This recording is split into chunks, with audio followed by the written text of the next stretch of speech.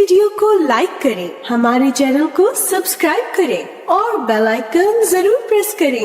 السلام علیکم ورحمۃ اللہ وبرکاتہ، نحمدہ ونصلی علی رسولہ الکریم، اما بعد فاعوذ باللہ من الشیطان الرجیم، بسم اللہ الرحمن الرحیم، رب اشرح لی صدری ویسر لی امری واحلل عقدۃ من لسانی یفقہوا قولی۔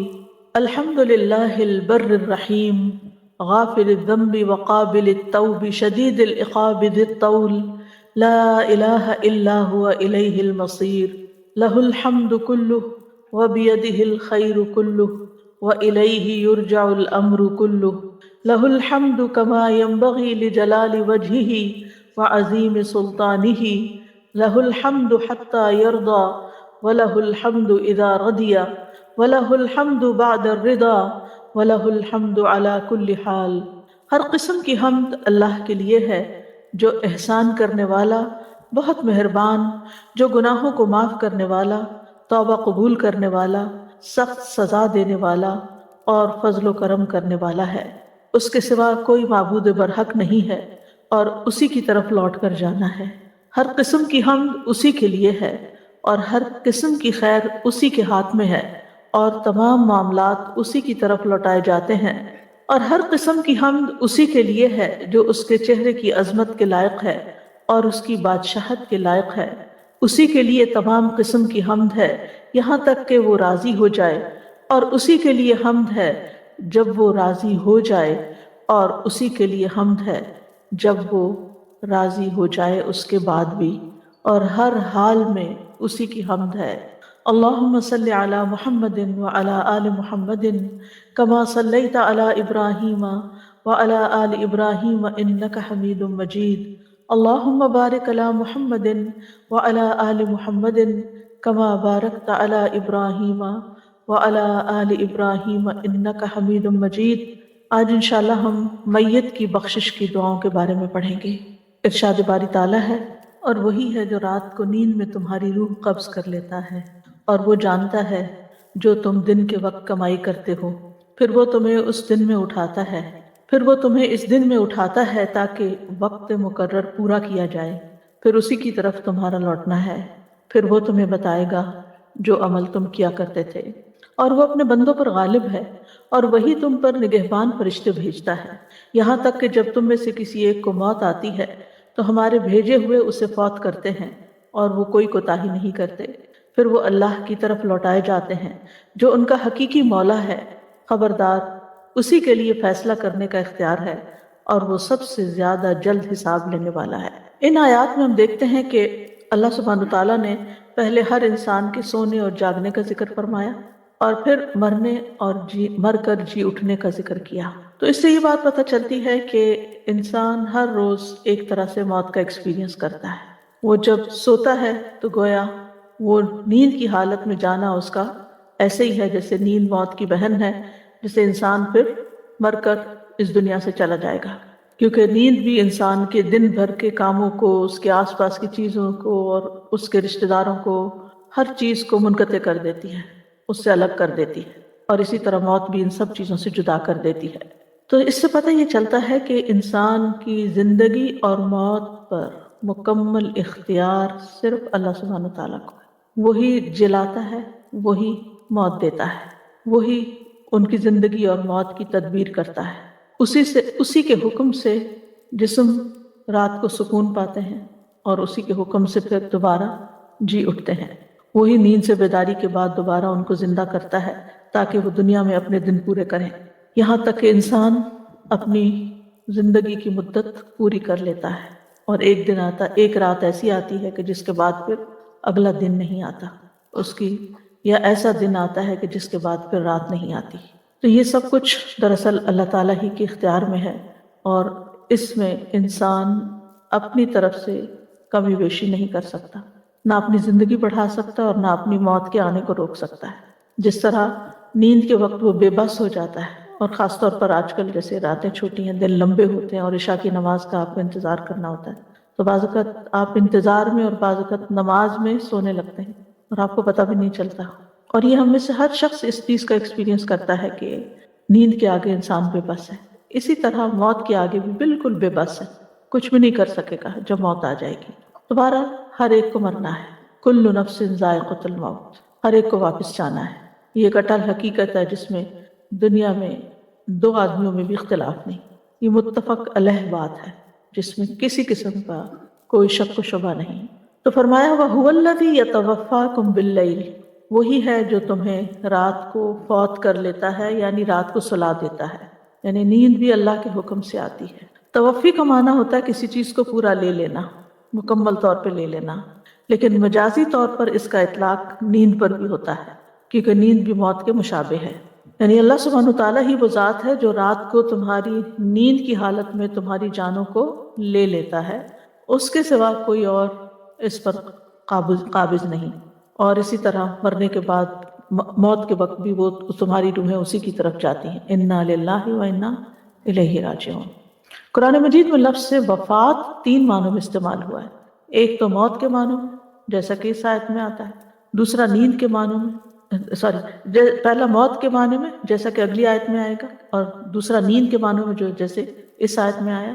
سورۃ الزمر میں بھی آتا ہے کہ اللہ یتوفی الانفس حین موتہا واللتی لم تمت فی منامہا، اللہ ہی جانوں کو ان کی موت کے وقت قبض کر لیتا ہے، اور ان جانوں کو جو ابھی نہیں مری ان کی نیند میں، پس وہ اس روح کو جس پر اس نے موت کا فیصلہ کیا وہ روک لیتا ہے اور دوسری روحوں کو ایک مقرر وقت تک واپس بھیج دیتا ہے۔ اور تیسرا توفی کا معنی اوپر اٹھایا جانا بھی ہے، جیسے عیسیٰ علیہ السلام۔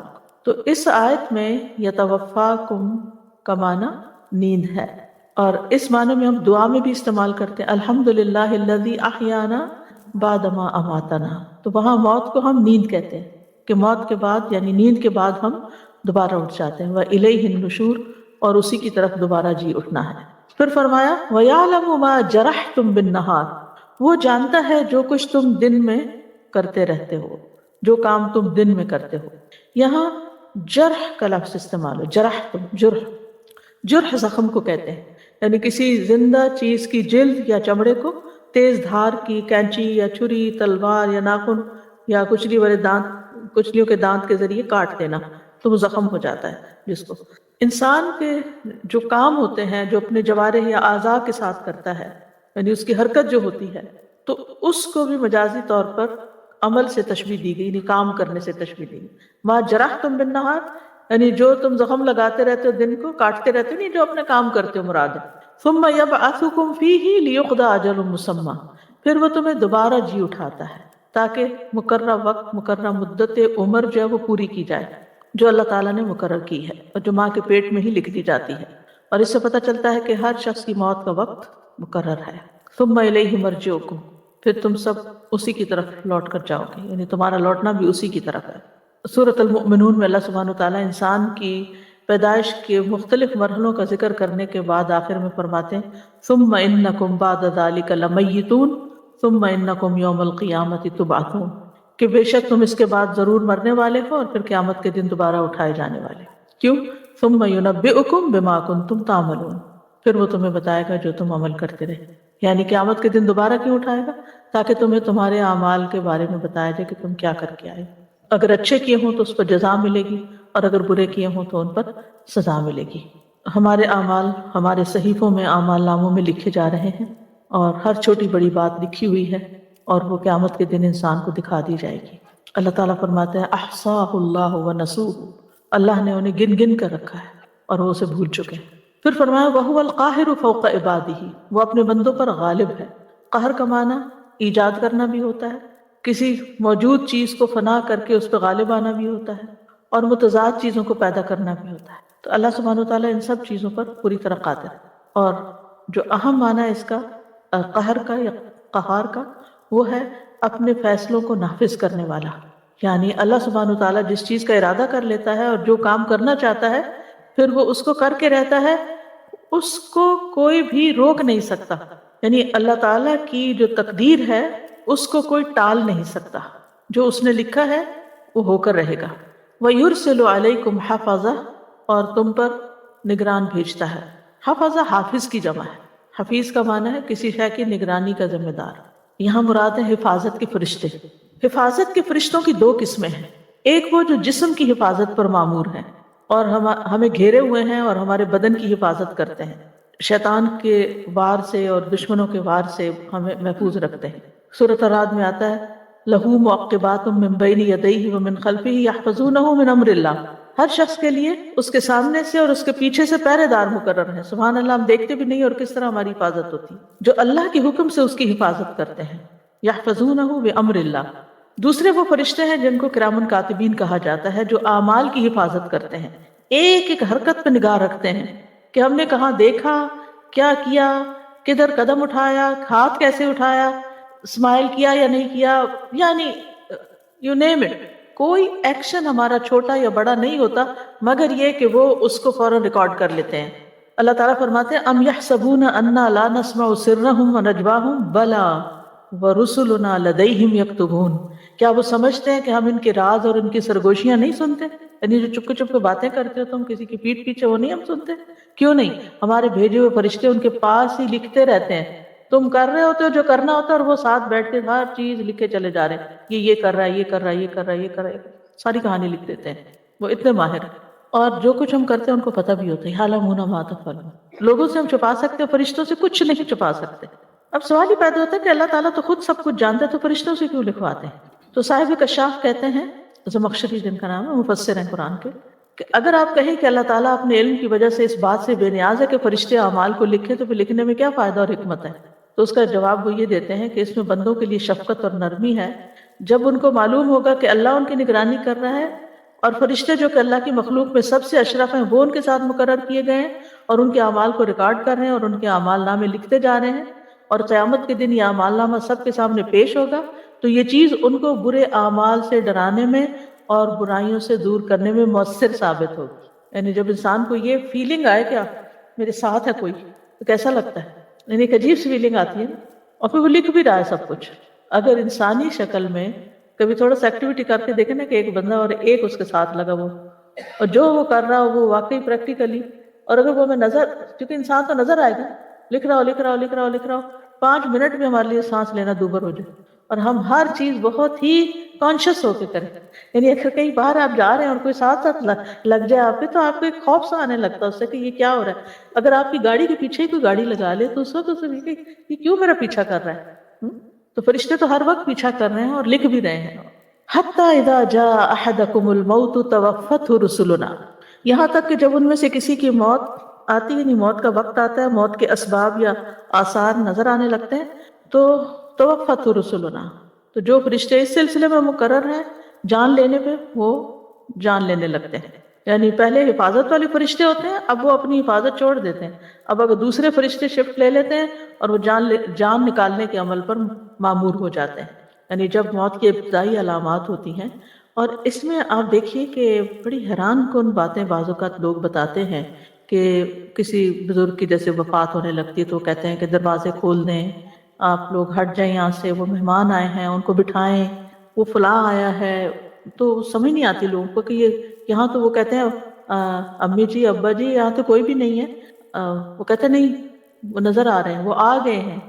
کچھ تو لوگ مسکراتے ہیں اور کچھ ڈرتے بھی ہیں۔ تو یہ فرشتے ہوتے ہیں، اور تا حد نکاح فرشتے آ جاتے ہیں، یعنی چھوٹے موٹے بھی نہیں، دور تک جہاں تک مردے کی نظر جاتی ہے فرشتے ہی فرشتے ہوتے ہیں، اور وہ جان لینے آتے ہیں۔ اب یہ لمحہ کسی بھی وقت ہمارے سامنے بھی آ سکتا ہے، ہم گھر میں ہوں، باہر ہوں، کہیں پر بھی ہوں، فرشتے آئیں گے اور جان نکال لیں گے۔ اور یہ سارے ملک الموت کے معاون ہوتے ہیں، یہ خود نہیں اپنے پاس جان رکھتے روح نکال کے، تو فوراً جیسے بیبی ڈیلیور ہوتا ہے نا، تو اگر نرس ہے تو نرس لے کے آگے ڈاکٹر کو پکڑا دیتی ہے، یا ڈاکٹر لے کے نرس کو پکڑا دیتے، آپ نے ہاسپٹل میں دیکھا ہی ہوگا۔ تو اسی طرح جب روح نکالتے ہیں تو نکلتی ہے، تو روح جو فرشتے مقرر ہیں وہ لے کے فوراً ملک الموت کے حوالے کر دیتے ہیں۔ اور جو نیک روح ہوتی ہے اس کے لیے آسمان سے ایسا کفن آتا ہے کہ جس میں خوشبو ہوتی ہے، اور اس میں لپیٹ کے اس کو لے جاتے ہیں، یعنی نیک روح کو، اور جو بری روح ہے اس کے لیے برعکس سامان ہوتا ہے۔ وَهُمْ لَا يُفَرِّطُونَ، اور وہ روح قبض کرنے میں کوئی کمی نہیں کرتے، چھوڑتے نہیں کچھ بھی، پوری نکال لیتے ہیں، اور نہ ہی وقت سے پہلے نکالتے ہیں اور نہ ہی وقت کے بعد، وقت آ جائے تو ڈیلے کرتے ہیں، عین ٹائم پر جو مقرر ہوتا ہے۔ اور جس جگہ، یعنی دیکھتے رہتے کہ یہ بندہ یہاں پہنچے تو اس کی روح لی جائے، روح نکالی جائے۔ پچھلے دنوں ایک امبیسڈر کی وفات ہوئی، شاید آپ نے بھی، آپ کو خبر ملی ہو، کسی ملک کا ایمبیسیڈر تھا، تو وہ اسپیچ دے رہا تھا، اسٹیج یعنی کہ ڈائس پہ کھڑا ہے، اسپیچ دے رہا ہے اور بات کر رہا ہے، اور ایک بات اس نے کی تو سارے جتنے بھی سامنے لوگ بیٹھے سب تالی بجا رہے تھے. جو ہی تالی رکی تو اس کے بعد اس نے کسی کی طرف اشارہ کر کے کوئی بات کہی، اور صرف ابھی وہ بات کہی ہی تھی ایک دم وہ وہیں گر گئے اور پھر وہیں ڈیتھ ہو گئی ان کی. یعنی موت جو ہے وہ جیسے حدیث میں آتا نا کہ انسان کی جوتی کی تسمے سے بھی زیادہ اس کے قریب ہے، اتنی قریب ہے، انسان کے آس پاس پھرتی ہے، لیکن آئے گی اس وقت جب اللہ کا حکم لکھا ہے، اور وہ کوئی بھی وقت ہو سکتا ہے. اس کے لیے ضروری نہیں کہ آپ کی پسندیدہ جگہ ہو اور پسندیدہ مقام ہو، بس یہ ہے کہ انسان دعا مانگتا رہے کہ یا اللہ ایک حسن خاتمہ ہو، انجام اچھا ہو. پچھلی دفعہ ہم نے حسن خاتمہ کے اوپر لیکچر بھی سنا تھا اور پھر دعائیں بھی پڑھی تھی. تو حسن خاتمہ کے بعد پھر یہ کہ موت کا جب وقت آ جاتا ہے تو پھر فرشتے اپنا کام کر جاتے ہیں، اور اگر نیک روح ہو تو علیین میں لے جائی جاتی ہے، اور بدکار ہو تو سجین میں پہنچائی جاتی ہے. ثم ردوا الی اللہ مولاہم الحق، پھر انہیں اللہ کی طرف لوٹا دیا جاتا ہے جو ان کا حقیقی مولا ہے. یعنی حساب اور جزا کے لیے اللہ تعالیٰ کی طرف لوٹایا جاتا ہے، حساب اور جزا کے لیے. مولا وہ ہوتا ہے جو سارے امور اور معاملات کا ذمہ دار ہوتا ہے، تو انسان کا حقیقی مولا اللہ ہی ہے، اور وہ سب کا مولا ہے، نیک بد سب کا. الا لہ الحکم، خبردار اسی کا ہے فیصلہ، یعنی اللہ ہی کا فیصلہ چلتا ہے، کونی قدری بھی اور دینی شرعی بھی. وہو اسرع الحاسبین، اور وہ سب سے زیادہ تیز حساب لینے والا ہے. یعنی جس طرح وہ ایک لمحے میں دنیا کو ختم کر دے گا اور پھر ایک سور کے اوپر سب کو ڈلا اٹھائے گا، تو جس طرح بیک وقت سب لوگ قبروں سے اٹھ کے ان کے جسم بن چکے ہوں گے اور فوراً اٹھ جائیں گے، اسی طرح اللہ سبحانہ تعالیٰ بیک وقت سب کا حساب بھی لے لے گا، فوراً لے لے گا، اس کو حساب لینے میں دیر نہیں لگتی. تو ان آیات سے یہ پتہ چلتا ہے کہ اللہ سبحانہ تعالیٰ ہی ہماری موت اور زندگی کا مالک ہے، اسی نے پیدا کیا اور وہی موت دے گا، اور پھر وہ ہماری ساری حرکات و سکنات کا احاطہ کیے ہوئے ہے. پھر یہ کہ سونا اور جاگنا آخرت کی یاد دلاتا ہے، یعنی ہر روز انسان جب سو جاتا ہے تو وہ ایک طرح سے موت کے منہ میں چلا جاتا ہے، اور پھر دوبارہ اٹھنا جو ہے وہ اسی طرح ہی ہوگا جیسے انسان نیند سے اٹھ جاتا ہے.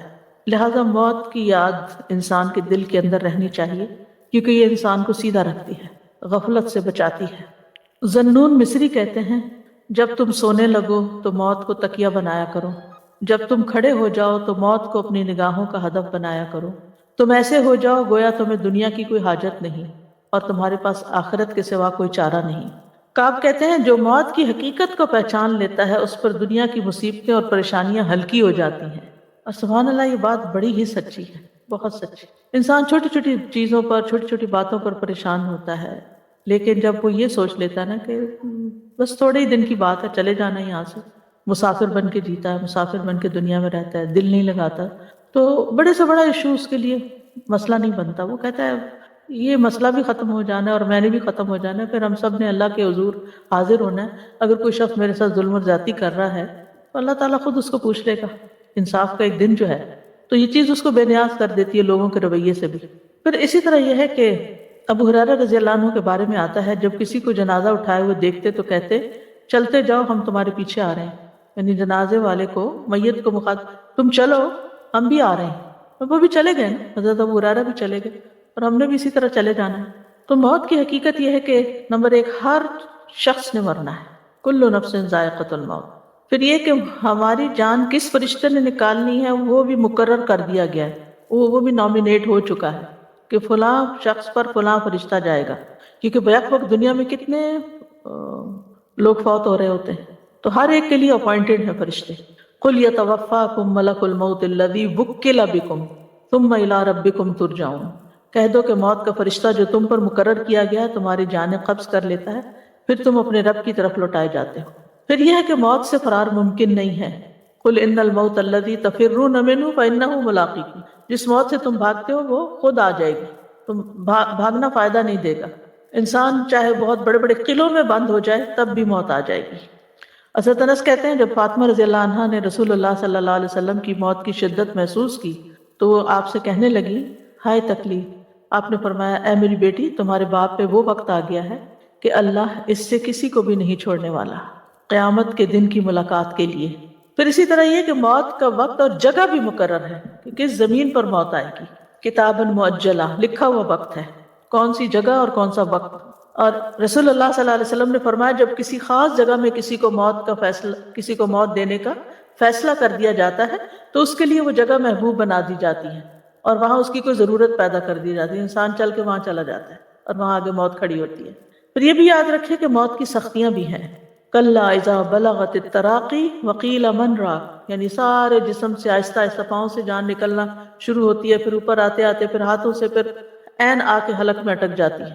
تو جب جان ہنسلیوں تک پہنچ جائے گی، سورۃ القیامہ میں آتا ہے، کہا جائے گا کون ہے دم کرنے والا تاکہ یہ روح نکل جائے. اس کی روح نکلنے میں بھی مشکل ہوتی ہے اور وہ یقین کر لے گا کہ یہ جدائی کا وقت ہے اور پنڈلی پنڈلی کے ساتھ لپٹ جائے گی. اس دن تیرے رب ہی کی طرف روانگی ہے، یعنی کوئی واپس روح کو نیچے نہیں لوٹا سکتا، زندگی نہیں دے سکتا. انبیاء بھی موت کی تکلیف سے گزرے ہیں. حضرت عائشہ کہتی ہیں کہ وفات کے وقت رسول اللہ صلی اللہ علیہ وسلم کے سامنے ایک بڑا پیالہ تھا یا چمڑے کی تھیلی تھی جس میں پانی تھا. آپ اپنے دونوں ہاتھ اس برتن میں ڈالتے، یعنی دونوں ہاتھ پانی میں ڈالتے، پھر ہاتھوں کو اپنے چہرے پر ملتے جیسے وضو کرتے ہیں نا، چہرہ ملتے ہیں، اور فرماتے لا الہ الا اللہ، بلا شبہ موت میں سختی ہے. پھر آپ اپنا ہاتھ اٹھا کر فرمانے لگے پھر رفیق الاعلیٰ، یہاں تک کہ آپ کی روح قبض کر لی گئی اور آپ کا ہاتھ جھک گیا. شداد بن اوس کہتے ہیں کہ موت دنیا اور آخرت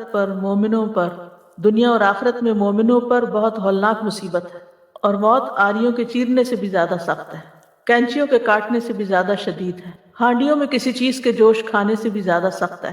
اور اگر کسی آدمی کو دوبارہ زندہ کیا جائے پھر وہ دنیا والوں کو موت کی تکلیف کے بارے میں بتا دے تو لوگ اپنی زندگیوں سے فائدہ نہ اٹھا سکیں گے اور نہ ہی اپنی نیند کا مزہ لے سکیں گے. تو موت جو ہے وہ ایک گھبرا دینے والی چیز ہے. بہرحال گزرنا اس سے سب کو ہی ہے، اس منزل کو پار کرنا ہے، اس پل سے گزر کر دوسری طرف جانا ہے. لہذا عقل مند وہی ہے جو اس کی تیاری کرتا رہے. ہم اپنی دنیا کو بہت سارا وقت دیتے ہیں اور اپنی آخرت کو بھولے رہتے ہیں. دنیا کے کام بھی آخرت میں اجر کی نیت سے کریں تو وہ بھی عبادت بن جاتے ہیں، ایز لانگ ایز کہ وہ جائز ہوں، حلال درست کام ہوں. لیکن آخرت سے بالکل بے فکر اور غافل ہو کر بالکل ناسمجھ لوگوں کی طرح زندگی بسر کرنا یا حیوانوں کی طرح زندگی بسر کرنا یہ اپنے ساتھ زیادتی ہے. بہرحال اب اگر قریب میں سے، اپنے قریب والوں میں سے، پیاروں میں سے کسی کی وفات کا وقت ہوتا ہے تو جو ہی روح نکلے سب سے پہلے انا للہ و انا الیہ راجعون پڑھیں، کیونکہ وہ غم اور دکھ کا وقت ہوتا ہے. اور پھر یہ دعا اللہم اجرنی فی مصیبتی واخلف لی خیرا منہا، کہ اللہ مجھے میری مصیبت میں اجر دے اور مجھے اس کا بہتر نعم البدل عطا فرما. تو اللہ تعالیٰ اس کو بہتر نعم البدل عطا کرتے ہیں، یہ اس کا غم دور کر دیتے ہیں. پھر اپنے ساتھ تہیہ کریں کہ میں اپنی زبان سے کوئی ایسی بات نہیں کروں گا جو رب کو ناراض کرنے والی. جانے والا چلا گیا، ہمارے جسم کا حصہ چلا گیا، ہمارے محبتوں کا ایک حصہ مرکز چلا گیا، لیکن اب رب کو نہیں ناراض کرنا. انس رضی اللہ عنہ کہتے ہیں کہ میں نے نبی صلی اللہ علیہ وسلم کے بیٹے کو دیکھا جو ابراہیم تھے کہ وہ رسول اللہ صلی اللہ علیہ وسلم کے سامنے دم توڑ رہے تھے. رسول اللہ صلی اللہ علیہ وسلم کی آنکھوں سے آنسو جاری ہو گئے تو آپ نے فرمایا آنکھوں سے آنسو جاری ہیں اور دل غمگین ہے، مگر زبان سے ہم وہی کہیں گے جو ہمارے رب کو پسند ہے، اور اللہ کی قسم ہے ابراہیم ہم تمہاری جدائی سے غمگین ہیں.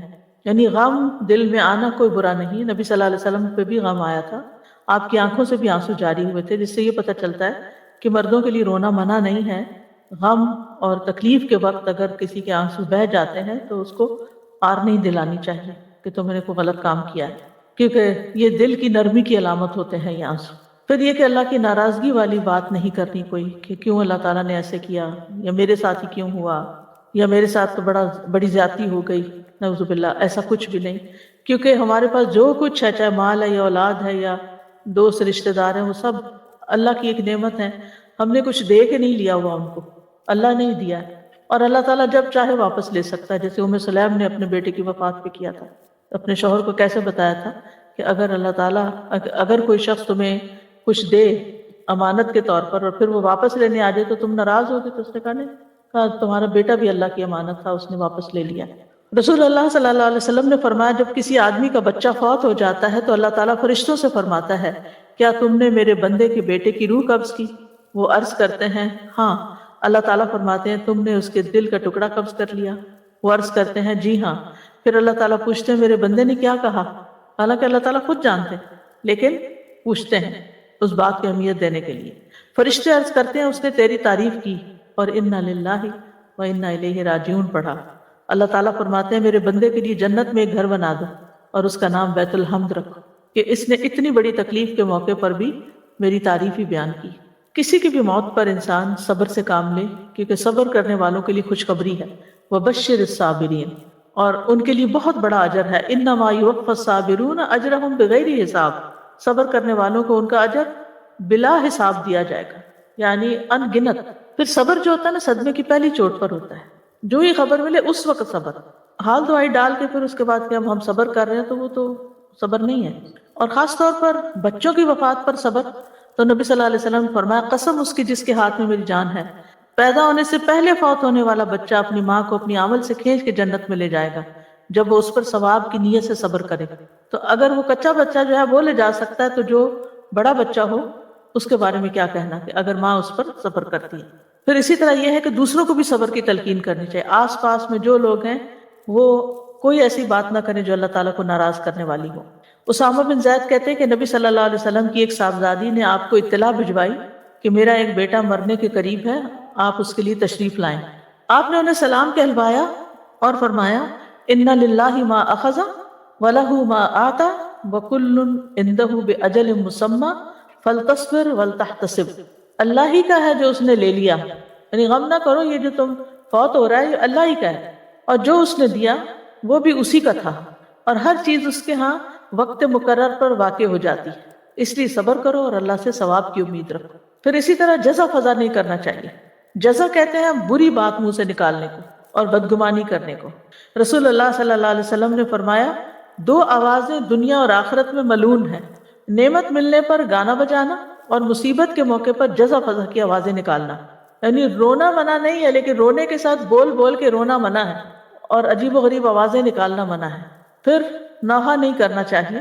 رسول اللہ صلی اللہ علیہ وسلم نے غم کے وقت چلا کر رونے والی، سر منڈوانے والی اور گریبان چاک کرنے والی عورتوں سے اپنی بیزاری کا اعلان کیا ہے، یعنی عورت کو اپنے پورے بال منڈوانے نہیں چاہیے۔ اب آپ سوال کریں گے کہ کیمو تھراپی سے سارے گر جائیں، تو وہ تو اس نے تو نہیں منڈوائے نا، وہ تو گر گئے، بیماری کی وجہ سے ایسا ہوا، وہ اس میں نہیں آتا۔ آپ صلی اللہ علیہ وسلم نے فرمایا وہ شخص ہم میں سے نہیں جو اپنے چہرے کو پیٹے، گریبان کو چاک کرے اور جاہلیت کی سی پکار پکارے۔ پھر میت کے پاس خیر کے کلمات بولنے چاہیے، اچھی بات کرنی چاہیے۔ ام سلمہ سے روایت ہے کہ رسول اللہ صلی اللہ علیہ وسلم ابو سلمہ کے پاس تشریف لائے تو ابو سلمہ کی آنکھیں کھلی ہوئی تھی، آپ نے ان کو بند کر دیا، پھر فرمایا جب روح قبض کی جاتی ہے تو نگاہ اس کے پیچھے جاتی ہے، آنکھیں۔ اچھا، اب یہ جو بات ہے یہ بہت سکیری ہے، روح نکل گئی ہے تو اس کا مطلب ہے آنکھیں کام کر رہی ہیں، تبھی تو وہ دیکھ رہی ہیں۔ فَبَصَرُكَ الْيَوْمَ حَدِيدٌ، نگاہ اتنی تیز ہو گئی کہ روح جو زندگی میں نظر نہیں آتی وہ اس مرنے والے کو موت کے بعد نظر آ رہی ہے، وہ بھی نظر آ رہی ہے۔ قرآن میں آتا ہے فَبَصَرُكَ الْيَوْمَ حَدِيدٌ، آخرت میں بھی اس کی نگاہ تیز ہوگی۔ اور میں نے آپ کو کچھ دن پہلے وہ واقعہ سنایا تھا کہ ریسنٹلی جو ریسرچ کی گئی ہے کہ ایک 80+ ایئر کا شخص مشینوں کے نیچے تھا، جس کی دماغ کی جو ویوز ہیں اور اس کی ایکٹیویٹی ہے وہ پوری طرح مانیٹر کی جا رہی تھی، کہ اچانک اس پہ ہارٹ اٹیک ہوا اور اس کی ڈیتھ ہو گئی، جبکہ اس کی ساری سکیننگ چل رہی تھی ابھی۔ تو وہ جو موت کی کیفیت تھی اس کے وقت دماغ کا کیا حال تھا، سب کچھ سکین ہو گیا اور اس کی پرنٹ بھی نیٹ پہ موجود ہے۔ اور یہ دیکھا گیا کہ جو دماغ کا میموری والا پارٹ تھا وہ بہت ایکٹیو ہو گیا، سپر ایکٹیو، موت کے وقت روح نکل گئی ہے اور وہ میموری پارٹ جو ہے وہ بہت ایکٹیو ہو گیا، اور اس میں جو گاما ویوز ہیں وہ اوپر نیچے اوپر نیچے، وہ جو مشین پہ آپ نے کبھی ECG کروائی ہوئی کو تو آپ نے دیکھا ہوگا نا، اس طرح اوپر نیچے لکیریں جاری ہوتی، یعنی وہ پوری سپیڈ کے ساتھ چلنا شروع ہو گئی، اور یہ میموری پارٹ کی تھی۔ تو اس سے پھر مزید انہوں نے تحقیق کی تو وہ کہتے ہیں کہ جو مرنے والا ہوتا ہے اس کو پیدائش سے لے کر موت تک کے سارے واقعات، ساری چیزیں اس کے نگاہوں کے سامنے آنے لگتی، اس کے اچھے برے کام سب آ جاتے ہیں اس کے سامنے۔ اسی کے بارے میں پھر وہ کہتے ہیں کہ یوم یتذکر الانسان ما سعی، جس دن انسان یاد کرے گا کہ اس نے کیا کیا بھاگ دوڑ کی دنیا میں، کیا کر کے آیا۔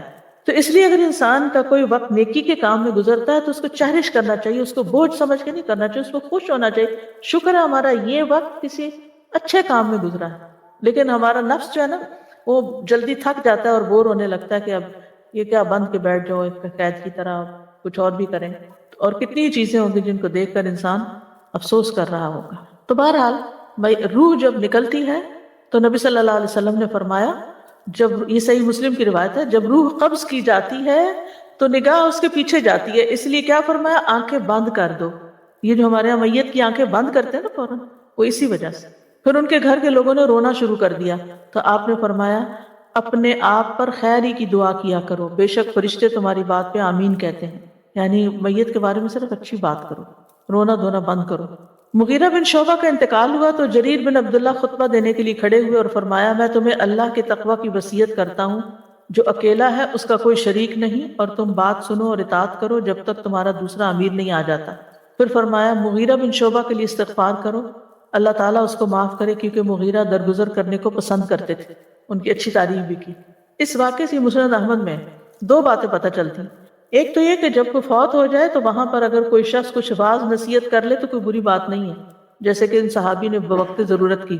ٹھیک ہے، یہ ایک روٹین نہیں تھی، کوئی رسم رواج نہیں تھا کہ کوئی فوت ہو تو ساتھ ہی درس شروع کر دیا جائے، لیکن اگر لوگ وہاں موجود ہیں تو وقت ضائع کرنے کی بجائے ان کو اگر کوئی تعلیم دے دی جائے تو اس میں کوئی حرج کی بات نہیں ہے۔ اور دوسری بات یہ کہ وہ ان کی تعریف کر رہے تھے کہ یہ میت یعنی کہ جو مغیرہ تھے وہ لوگوں کو معاف کر دیا کرتے تھے، تو ان کے لیے دعا کرو کہ اللہ تعالیٰ ان کو بھی معاف کر دے۔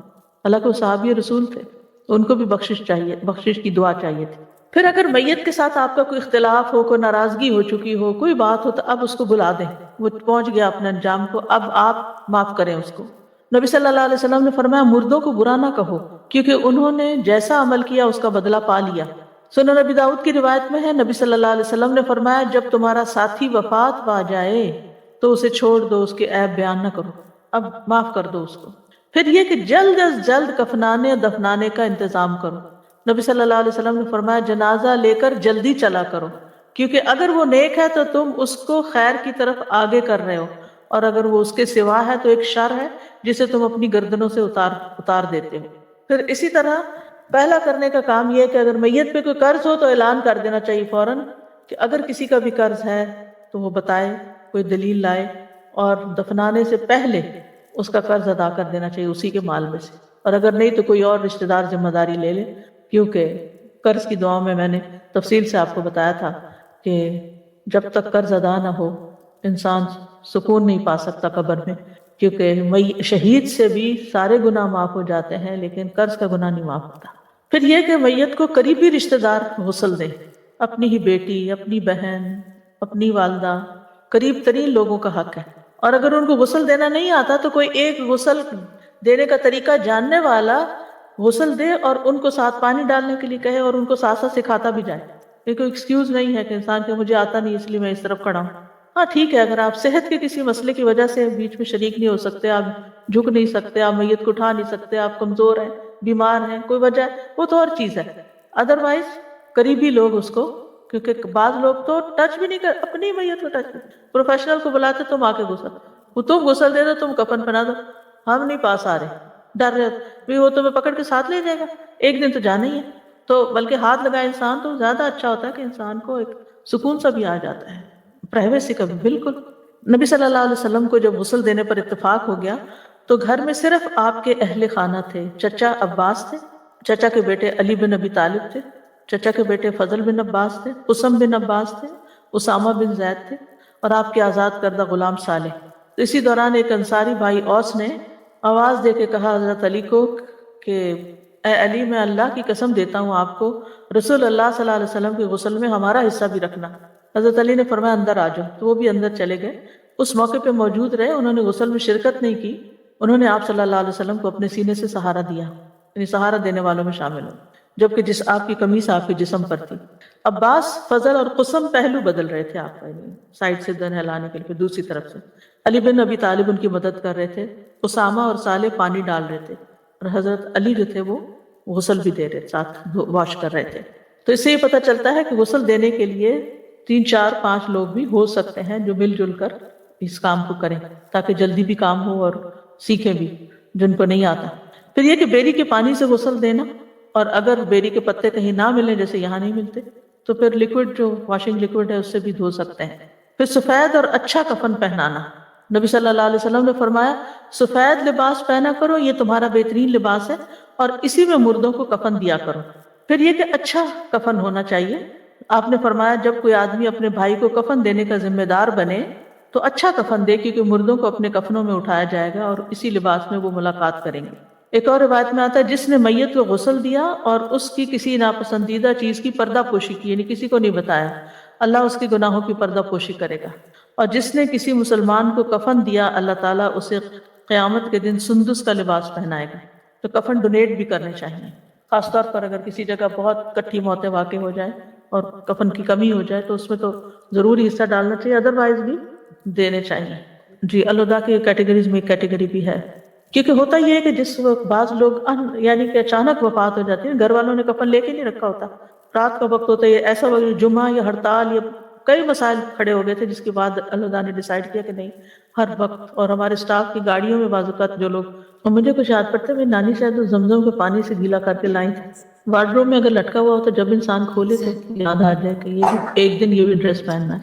پھر یہ کہ جنازے کے پاس آوازیں نہیں بلند کرنی چاہیے، باتیں نہیں کرنی چاہیے، کوئی زور زور سے نہیں بولنا چاہیے، ایک احترام اور ادب رہنا چاہیے، نہلانے والوں کو بھی بہت باتیں نہیں کرنی چاہیے، تاکہ ایک جو روب ہوتا ہے نا، موت کی جو گھبراہٹ ہوتی ہے وہ باقی رہے، انسان اس سے کوئی سبق سیکھے۔ پھر عورتوں کو جنازے کے ساتھ نہیں جانا چاہیے۔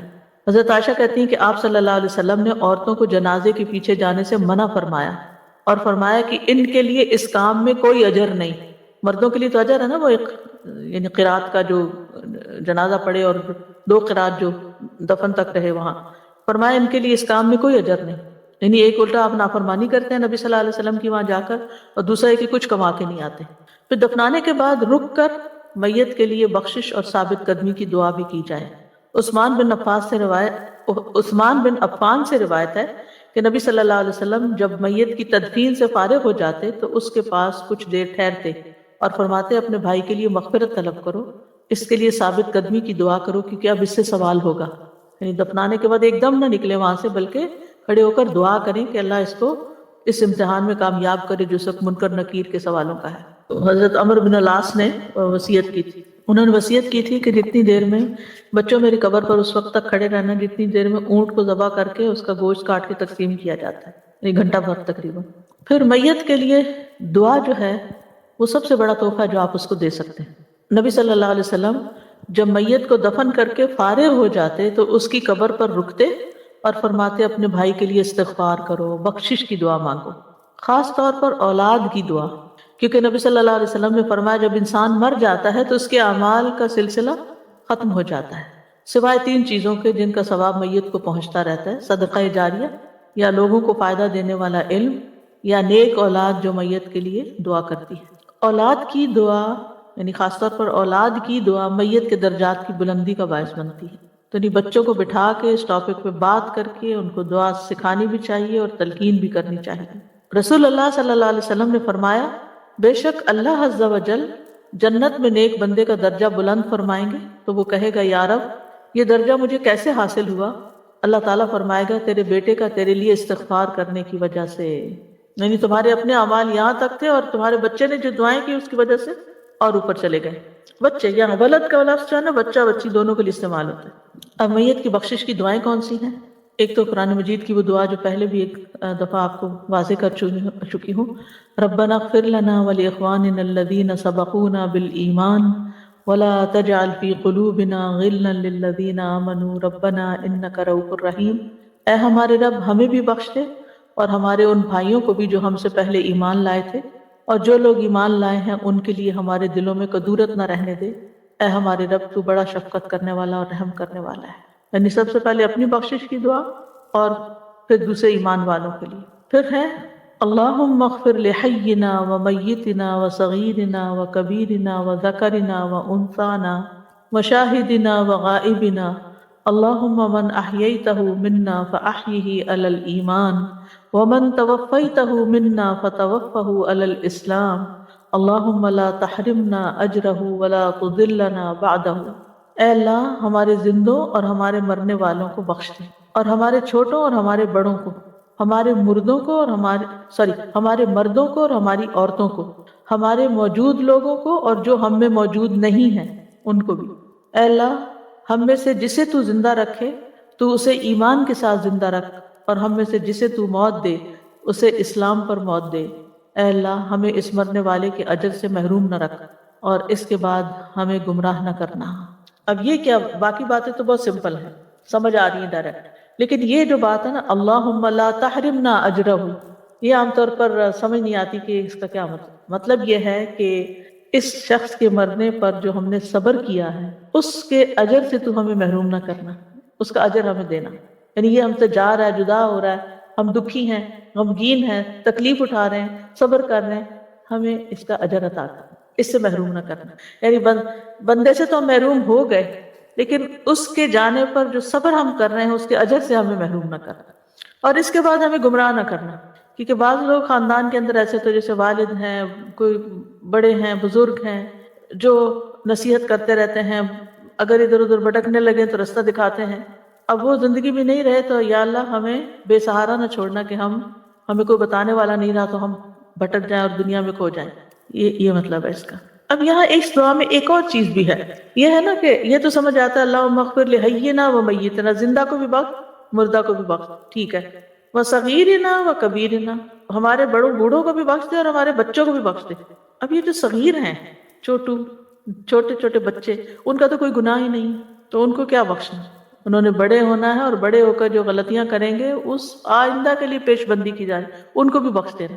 کتنی جامع دعا ہے یہ، اور کی جا سکتی، کیوں نہیں؟ جب اپنے والدین یاد آئیں تو اس وقت کر سکتے ہیں، یعنی جو جانے والے ہیں ان کے لیے.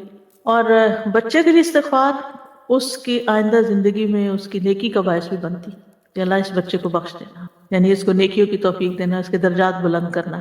اور یہ بھی معنی کیا گیا کہ یہاں کبیر سے مراد بوڑھے ہیں اور صغیر سے مراد جوان ہیں، یعنی بوڑھوں کو بھی بخش دے اور جوانوں کو بھی بخش دے، یہ مطلب ہے. اور پھر شاہدنا کا مطلب ہے جو اس جنازے میں حاضر ہیں ان کو بھی بخش دے، وغائبنا، اور جو یہاں نہیں پہنچ سکے، جنازے پہ حاضر نہیں ہو سکے. کئی لوگ کوشش کے باوجود بھی مس کر جاتے ہیں، نہیں پہنچ سکتے، ٹریفک میں پھنس گئے، کوئی اور مسئلہ آ گیا، نہیں پہنچے، تو اللہ ان کو بھی بخش دینا. کتنی خوبصورت دعا ہے. اور پھر زندگی ایمان پر دے اور موت اسلام پر دے، یعنی ایمان کے ساتھ جو زندگی ہے اس میں اسلام بھی داخل ہے، یعنی اپنے دل کے اندر یقین ہو اور ساتھ ہی عمل بھی ہو. اور جب تم یا اللہ جب تو ہماری روح قبض کرے تو ہم تیرے فرما بردار بندے ہوں، توفہ علی الاسلام. اللہ تعالیٰ ہمیں اس کے بعد گمراہ نہیں کرنا، ہم موت سے عبرت حاصل کرنے والے ہوں، تیری ملاقات کی تیاری کرنے والے ہوں. اس دعا کے تھوڑے تھوڑے لفظ کچھ اور روایات میں مختلف بھی ہیں، چھوٹی چھوٹی بھی ہیں وہ. اللہم اغفر لحینا و میتنا و شاہدنا و غائبنا و صغیرنا و کبیرنا و ذکرنا و انسانا، اس میں ہمارے مردوں کو بھی اور ہماری عورتوں کو بھی، ٹھیک ہے، یہ اضافہ ہے. ایک اور ہے سنن نسائی کی، اللہم اغفر لحینا و میتنا و شاہدنا و غائبنا و ذکرنا و انسانا و صغیرنا و کبیرنا. مسند احمد کی روایت میں ہے اللہم اغفر لحینا و میتنا و شاہدنا و غائبنا و صغیرنا و کبیرنا و ذکرنا و انسانا، اللہم من احییتہ منا فاحیہ علی الاسلام ومن توفیتہ منا فتوفہ علی الایمان. یہاں الٹ ہو گیا، اسلام پہلے ایمان بعد. جی یعنی باتیں وہی ہیں، صرف ورڈ آگے پیچھے ہوئے ہیں، تو اس سے فرق نہیں پڑتا اتنا، لیکن جو بھی دعا آپ کو یاد ہو آپ پڑھ سکتے ہیں. ایک اور بڑی خوبصورت دعا ہے، صحیح مسلم کی ہے، اللہم اغفر لہ وارحمہ وعافہ واعف عنہ واکرم نزلہ ووسع مدخلہ واغسلہ بالماء والثلج والبرد ونقہ من الخطایا کما ینقى الثوب الابیض من الدنس.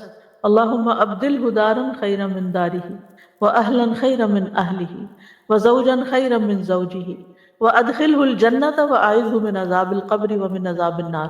یہ بھی بڑی خوبصورت دعا ہے. اے اللہ اس کو بخش دے اور اس پر رحم فرما اور اسے عافیت عطا فرما اور اسے معاف کر دے اور اس کی بہترین مہمانی فرما اور اس کی قبر کو کشادہ فرما اور اسے پانی، برف اور اولوں سے دھو دے اور اس کے گناہوں کو اس طرح صاف کر دے جیسے کہ تو سفید کپڑے کو میل کچیل سے صاف کرتا ہے، اور اسے اس کے گھر کے بدلے بہتر گھر عطا فرما، اس کے گھر والوں سے بہتر گھر والے عطا فرما، اس کی بیوی یا شوہر سے بہتر زوج عطا فرما اور اسے جنت میں داخل فرما اور اسے قبر یا آگ کے عذاب سے بچا لے، قبر سے یا آگ کے عذاب سے بچا لے. اور باب بھی آتا ہے وَمِنْ عَذَابِ النَّارِ، اور آگ کے عذاب سے بچا لے. تو یا اللہ اس میت کو بخش دے اور رحم فرما. رحمت جو ہے یہ بخشش سے زیادہ عام ہے، کیونکہ بخشش رحمت کا ایک حصہ ہے. بخشش چھوٹی چیز ہے، رحمت بڑی چیز. یعنی جب اللہ تعالیٰ کسی بندے پہ رحم فرماتا ہے تو اس کو بخش دیتا ہے، اور اس کی رحمت میں سے ہے کہ اسے جنت میں بھی داخل کرتا ہے. جنت کا نام بھی رحمت ہے، اور اس کی رحمت میں سے ہے کہ اس کے درجات بھی بلند کرتا ہے. ٹھیک ہے، تو بخشش ایک حصہ ہے، لیکن ساتھ ہی رحمت بھی مانگنی چاہیے. وہ آپ ہی، اور اس کو محفوظ رکھ، یعنی جہنم کے عذاب سے بچا کے رکھ. واعف عنہ، اور اس کی خطائیں معاف کر دے. وَأَكْرِمْ نُزُلَهُ، یہ جو اکرم نزلہ ہونا کہ اس کی اچھی مہمانی فرما، تو نزل کہتے ہیں، نزل من غفور الرحیم، قرآن میں بھی آتا ہے وہ کھانا جو مہمان کے لیے تیار کیا جاتا ہے. یعنی یا رب یہ روح جو تیری طرف آ رہی ہے یہ تیری مہمان ہو، اور اس کے لیے اچھی مہمانی ہو، یعنی اس کا اجر و ثواب محفوظ ہو اور اس رب کی رضا ہو. وَوَسِّعْ مُدْخَلَهُ، مدخل سے مراد داخل ہونے کی جگہ یعنی قبر ہے، یعنی قبر وسیع کر دے. وَاغْسِلْهُ بِالْمَاءِ وَالثَّلْجِ وَالْبَرَدِ، اور اس کو پانی، برف اور اولے سے دھو ڈال. یہ تینوں چیزیں سب آپ کو تو بہت اچھی طرح معلوم ہے کہ اولے اور برف کیا ہوتی ہے، کیونکہ جو لوگ کبھی برف نہیں دیکھتے، مجھے کسی نے ذکر کیا کہ جب وہ پہلی دفعہ انگلینڈ آئی اور انہوں نے برف دیکھی تو انہوں نے سمجھا شاید قیامت آ گئی ہے کہ یہ کیا چیز گرے جا رہی ہے آسمان سے نا. کچھ لوگوں کے لیے کانسیپٹ نہیں، اب تو خیر سوشل میڈیا کی وجہ سے بچے کو بہت ساری چیزیں پتہ چل گئی ہیں، لیکن پہلے اتنا عام نہیں تھا یہ سب کچھ. ابن قیم کہتے ہیں کہ انہوں نے اپنے استاد ابن تیمیہ سے اس دعا کے بارے میں دریافت کیا کہ پانی، برف اور اولوں کے ساتھ دھونے کا کیا معنی ہے. گناہوں کو تو پانی سے نہیں دھویا جاتا، پھر برف اور اولوں کا ذکر کیوں کیا گیا؟ جبکہ گرم پانی کسی چیز کو پاک اور صاف کرنے میں زیادہ مؤثر ہوتا ہے، تو پھر ٹھنڈی چیزوں کا کیوں ذکر کیا گیا کہ اس سے دھویا جائے؟ تو انہوں نے جواب دیا کہ خواہشات، گناہ اور نافرمانیاں دل کو حرارت دیتی ہیں اور کمزوری اور ڈھیلا پن اور سستی دیتی ہیں، تو اس لحاظ سے پانی، برف اور اولوں سے دھونا ہی مناسب ہے. پانی سے پاکیزگی حاصل ہو جاتی ہے کیونکہ گناہ دل کو نجس اور گندا کر دیتے ہیں، اور جو ڈھیلے یعنی اس سے ڈھیلا پن آتا ہے، سستی آتی ہے. آپ دیکھیں کہ اگر آپ سست ہو رہے ہیں تو گرم پانی سے منہ دھوئیں گے یا ٹھنڈے سے. ٹھیک ہے، تو گناہوں کی وجہ سے انسان کے اندر کمزوری آتی ہے اور ڈھیلا پن اور سستی آتی ہے، تو اس لیے ٹھنڈا استعمال کرنا زیادہ فائدے کا ہے. وَنَقِّهِ مِنَ الْخَطَايَا كَمَا نَقَّيْتَ الثَّوْبَ الْأَبْيَضَ مِنَ الدَّنَسِ. دنس سے مراد میل کچیل. اے اللہ اس کو خطاؤں اور گناہوں سے اچھی طرح پاک صاف کر دے، جیسے سفید کپڑا دھو کے صاف ستھرا ہو جاتا ہے ایسا صاف ہو. یعنی دعا مانگنے کے الفاظ یاد رکھیے، دعا مانگنے میں جو ورڈنگ ہے وہ بہت کاؤنٹ کرتی ہے کہ آپ کن لفظوں کے ساتھ مانگ رہے ہیں، کیا کہہ رہے ہیں. یعنی آپ رٹی رٹائی دعائیں جیسے بچپن سے سکھا دی گئی، یا اللہ معاف کر دے، یا اللہ، وہ رٹی ہوئی شروع سے آخر تک بس بول کے اٹھ گئے دعا مانگ لی. نہیں، الفاظ بدلتے رہے، چیز وہی ہو، بدل کے مانگے. اس سے دعا کے اندر ایک مائنڈ فلنس آتی ہے، کانشیس ہوتے ہیں آپ. وَأَبْدِلْهُ دَارًا خَيْرًا مِنْ دَارِهِ، یا اللہ اس کو بدل کر دے، یعنی دنیا کے گھر کے بدلے وہاں کا گھر اچھا سا دے، یا تو قبر کے اندر یا پھر جنت کے محلات میں سے. خَيْرًا مِنْ دَارِهِ، اس فانی دنیا میں جو اس نے گھر بنایا تھا اس سے بہتر گھر عطا کر اس کو. وَأَهْلًا خَيْرًا مِنْ أَهْلِهِ، اور اس کے اہل و عیال دنیا کے اہل و عیال سے بھی زیادہ بہتر ہوں، یعنی جو اس کے آس پاس لوگ ہوں. اہل سے مراد خادم اور بچے ہوتے ہیں. وَزَوْجًا خَيْرًا مِنْ زَوْجِهِ، اور اسپاؤس بھی دنیا کے اسپاؤس سے بہتر. دو صورتیں ہیں اس میں. نمبر 1، اگر شوہر فوت ہو چکا ہے یا دنیا کا شوہر اچھا ہے لیکن دنیا میں انسان کو آپس میں رہتے ہوئے کوئی رنجشیں بھی ہو جاتی ہیں، کوئی ناراضگیاں بھی ہو جاتی ہیں، کوئی دل میں ایسی چیزیں بھی ہوتی ہیں کہ انسان ایک دوسرے سے پوری طرح خوش نہیں ہوتا، کہ کچھ لوگ کمپرومائز کر کے جی رہے ہوتے ہیں. تو اگر اسی بندے نے آخرت میں جوڑا بننا ہے تو یہ اس حالت سے بہتر ہو جائے. یعنی یہ زوج کی جو اس وقت کی حالت ہے نا، یعنی کچھ شکایت ہے آپ کو ان سے، تو یا اللہ مرنے کے بعد وہ جب آخرت میں ساتھی بنے تو بہترین حالت میں ہو. دوسرا یہ کہ اگر یہ جہنم میں جا رہا ہے تو پھر جو دوسرا زوج مل رہا ہے یا مل رہی ہے وہ اس سے بھی بہتر ہو.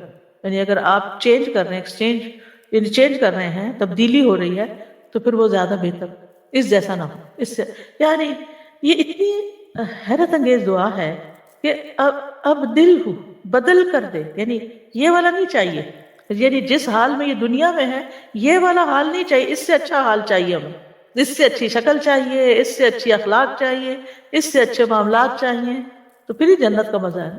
اگر جنت میں بھی وہی کچھ کچھ لگی رہی اور ہر روز کوئی نہ کوئی اختلاف، کوئی نہ کوئی مسئلہ مسائل، تو پھر مزہ نہیں رہے گا نا جنت کا.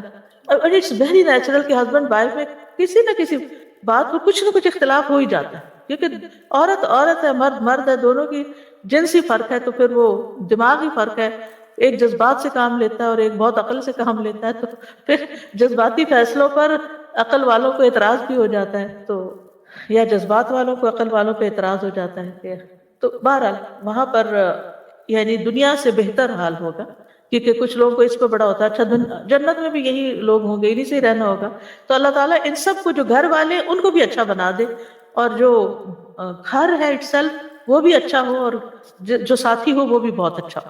وَأَدْخِلْهُ الْجَنَّةَ، اور اس کو جنت میں داخل کر دے، وَأَعِذْهُ مِنْ عَذَابِ الْقَبْرِ، اور اس کو قبر کے عذاب سے نجات دے، وَمِنْ عَذَابِ النَّارِ، اور آگ کے عذاب سے، یعنی دوبارہ اٹھنے کے بعد عذاب سے، یا تو ابتدا سے ہی جہنم سے بچا لے کہ قبر میں، یا یہ کہ اگر وہ جہنم میں جانا ہی ہے اس نے تو ہمیشگی نہ ہو اس کے لیے، اس کو وہاں سے نکال دے۔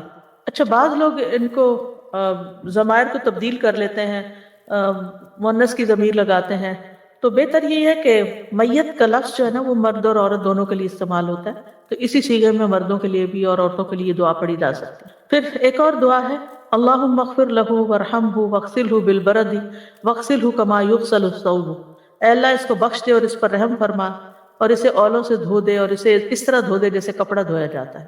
آپ صلی اللہ علیہ وسلم نے میت پر یہ نماز جنازہ میں پڑھی تھی۔ ایک اور دعا ہے، اللہم ان فلان ابن فلان فی ذمتک وحبل جوارک حبل جوارک فقہ من فتنة القبر وعذاب النار وانت اہل الوفاء والحق اللہم فاغفر لہ وارحمہ انک انت الغفور الرحیم۔ اے اللہ فلاں بن فلاں تیری ذمہ ہے، تیرے ذمہ میں یعنی تیری کفالت میں، یعنی جو مر کے جا رہا ہے نا اب یہ تیرے حوالے ہے اور تیری ہمسائیگی اور امان میں آ گیا ہے، سو تو اسے قبر کی آزمائش اور آگ کے عذاب سے محفوظ رکھ، تو اپنے وعدے وفا کرنے والا اور حق والا ہے۔ اے اللہ اسے بخش دے اور اس پر رحم فرما، بے شک تو بہت ہی بخشنے والا اور رحم کرنے والا ہے۔ یہ جو ہے نا فی ذمتک کا کہ تیری امانت، تیرے عہد تیری حفاظت میں ہے، یہ بھی بڑی اچھی دعا ہے، یعنی اب ہم تو اس کے لیے کچھ نہیں کر سکتے، اب وہ تیرے حوالے ہو گیا۔ اور یہ حبل جوارک کا مطلب کیا ہے؟ عربوں کی عادت ہے کہ عربوں کی عادت تھی اس زمانے میں کہ وہ کوئی سفر کرنے لگتا تو جہاں سے وہ گزرتے تھے کچھ لوگ ان کو خوف زدہ کرتے تھے، امن والے سفر نہیں ہوتے تھے، تو جب کوئی شخص سفر کا ارادہ کرتا تو وہ ہر قبیلے کے سردار سے عہد لے لیتا، تو اس کی وجہ سے جب تک وہ ان کی حدود میں ہوتا وہ امن میں آ جاتا کہ ان کی قوم کا کوئی بندہ چھیڑے گا نہیں، ٹھیک ہے، ان کی پناہ لے لیتے تھے۔ جب اگلے کی حد میں داخل ہوتے تو پھر ان کے سردار سے عہد لیتے، تو یہ حبل الجوار ہے، یعنی عہد و پیمان جب تک وہ اس علاقے کی حدود میں ہو، تو مراد ہے پناہ دینا اور امن سے اور مدد کرنے سے ہے مانا، یعنی یہ تیرے ایمان لایا ہوا تیرے ذمہ میں ہے اور تیرے قرب کے راستے میں ہے، تیرے پڑوس میں آ رہا ہے، اور انت اہل الوفا والحق، یعنی تو وعدوں کا پورا کرنے والا ہے، اہل الوفا، اور تو صاحب حق ہے، اور تو بہت زیادہ گناہوں کو بخشنے والا ہے، اس کو بخش دے۔ پھر ایک اور دعا ہے، اللہم اغفر لہ وارفع درجتہ فی المہدیین واخلفہ فی عقبہ فی الغابرین واغفر لنا ولہ یا رب العالمین وافسح لہ فی قبرہ ونور لہ فیہ۔ اے اللہ اس کو بخش دے اور ہدایت یافتہ لوگوں میں اس کا درجہ بلند فرما اور باقی لوگوں میں اس کا جانشین مقرر فرما، یا رب العالمین ہمیں اور اس کو بخش دے، اور اس کی قبر میں اس کے لیے کشادگی فرما اور اس کے لیے اس میں روشنی فرما۔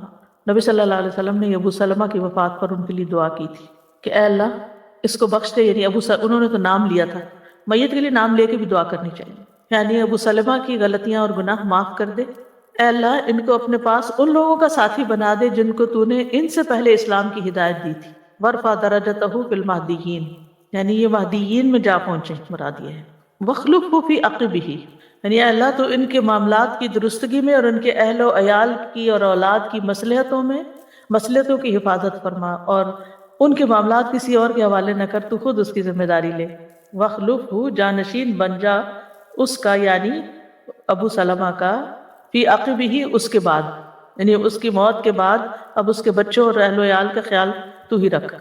ایک اور روایت میں آتا ہے وخلفہ فی طریقتہ، یعنی وہ چیز جو اپنی موت کے بعد چھوڑ گئے ہیں اس کی حفاظت فرما، فی الغابرین، یعنی ان لوگوں میں جو زندہ لوگوں میں سے باقی رہ گئے پیچھے ہیں، وافسح لہ فی قبرہ، اور ایک اور روایت میں اللہم اوسع لہ فی قبرہ، یعنی اس کی قبر کو بہت زیادہ فراخ کر دے۔ قبر مومن کے لیے اگر اچھی ہے تو بہت بڑی نعمت ہے، اور خاص طور پر وسیع قبر، جیسے دنیا میں وسیع گھر، ایسے قبر میں وسعت۔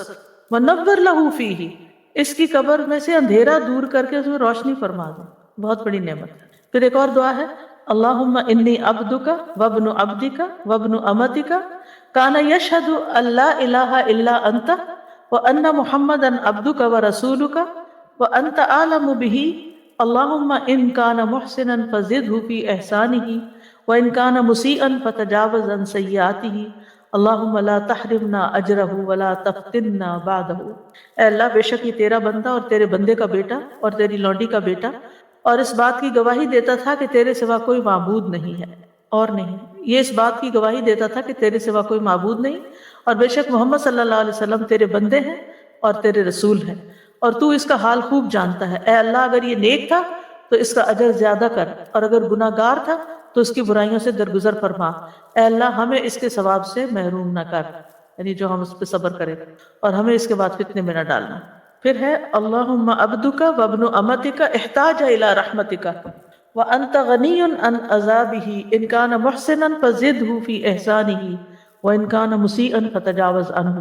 اے اللہ، تیرا بندہ اور تیری بندی کا بندہ تیری بندی کا بیٹا تیری رحمت کا محتاج ہے، اور تو اسے عذاب دینے سے بے نیاز ہے، یعنی تجھے ضرورت نہیں ہے۔ اگر وہ محسن تھا تو اس کے احسانات پر ثواب بڑھا دے، اور اگر برائیوں پر تھا تو اسے درگزر فرما۔ پھر میت کی یعنی بچے کی میت ہو تو اس کے لیے بھی دعا ہے الگ، اللہم اعیذہ من عذاب القبر، اللہ اس بچے کو قبر کے عذاب سے بچانا۔ قبر ہر ایک کو بھیجتی ہے ایک دفعہ، اور اس لیے بھی کہ اللہ کو پتا ہے کہ اگر یہ بچہ زندہ رہتا تو کیا کرتا۔ پھر ایک اور دعا ہے، اللہم اجعلہ لنا فرطا وسلفا واجرا، اے اللہ اس بچے کو ہمارے لیے ہم سے پہلے آگے جا کے انتظام کرنے والا اور بخشش کی دعائیں اگر زبانی یاد ہے بہت اچھا، نہیں تو آپ دیکھ کے بھی پڑھ سکتے ہیں۔ اچھا، انگلش والے میں دعاؤں کی ٹرانسلیٹریشن بھی ہے، مرنے والوں کے لیے صدقہ کرے تو کیا اس کے گھر والوں کو ہی دیا جا سکتا ہے؟ اگر وہ محتاج ہے تو ان کو بھی دیا جا سکتا ہے، یعنی ظاہر ہے کہ ہسبینڈ اگر فوت ہو گیا تو کمانے والا اب کوئی نہیں، تو سب سے زیادہ تو ان بچوں کو، یتیم بچوں اور بیوہ کو ضرورت ہوگی۔